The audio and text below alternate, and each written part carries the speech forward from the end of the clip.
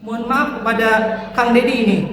Kebijakan Bapak yang menerapkan di sekolah negeri satu rombel 50 siswa yang tadinya di swasta banyak, karena ada kebijakan Bapak akhirnya menurun sekitar 20 kurang lebih.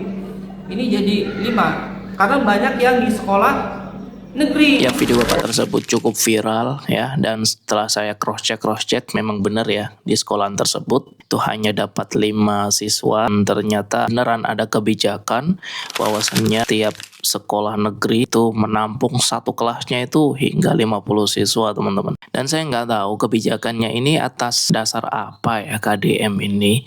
Yang jelas ini kebijakan yang sangat kontroversial ya, dan sangat tidak efektif menurut saya ya, sebagai pengamat pendidikan, teman-teman. Ada beberapa dampak negatif yang akan muncul dari kebijakan ini ya, baik dari kemajuan atau pemerataan sekolah yang ada di wilayah tersebut, juga dampak negatif pada psikologi siswa, kenyamanan belajar dan lain sebagainya. Kita akan bahas. Yang pertama ya, 50 siswa dalam satu kelas itu terlalu over capacity. Apalagi kalau yang ngajar itu cuma satu. Bayangkan sekacau apa kelas tersebut. Kita mengajar 20-30 siswa itu sudah ideal. Di atas 25 itu sudah disebut kelas gemuk ya, yang mana tantangannya juga lebih berat di situ. Apalagi ini 50 siswa. Jadi ini sangat memberatkan guru yang mengajar di situ, memberatkan kinerjanya, beban kerjanya, psikologisnya, dan hal-hal lain terkait dengan beban kerja guru. Yang kedua, dengan over capacity tersebut kan membuat ruang gerak siswa itu jadi sangat-sangat terbatas ya. 50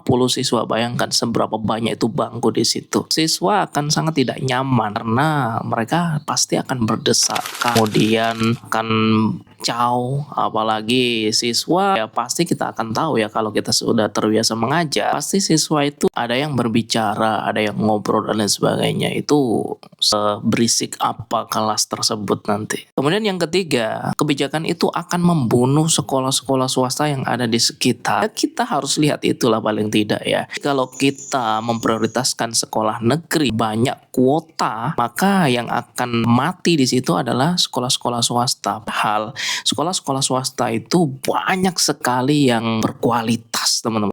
Harusnya sebagai pemangku kebijakan memandang ini ya, melihat dari sudut pandang prinsip keadilan, di mana sekolah lembaga itu bisa jalan ya, baik negeri maupun dari swasta. Dan asal kita tahu ya, sekolah swasta itu adalah simbol kemajuan ekonomi, simbol naiknya surplus ekonomi yang ada di wilayah tersebut. Makin banyak orang tua, wali murid yang menaruh, yang mensekolahkan anaknya ke sekolah-sekolah swasta, apalagi sekolah-sekolah swasta yang memang high class, maka itu menunjukkan bahwasanya kesiapan ekonomi, kemapanan ekonomi di wilayah tersebut tuh sudah bagus, teman-teman. Bukankah dalam pemerintahan itu selain untuk meningkatkan kualitas pendidikan, juga meningkatkan ekonomi masyarakat, dalam artian menuntaskan kemiskinan yang ada di masyarakat ya. Jadi itulah dampak-dampak yang akan muncul dari kebijakan KDM ya, dan ini perlu dikaji ulang, perlu ditelaah ya, dari sudut pandang para pakar, para expert pendidikan, supaya kebijakan itu bisa memberikan manfaat untuk semua pihak ya. Nah, menurut kalian bagaimana nih, teman-teman? Coba tulis di kolom komentar.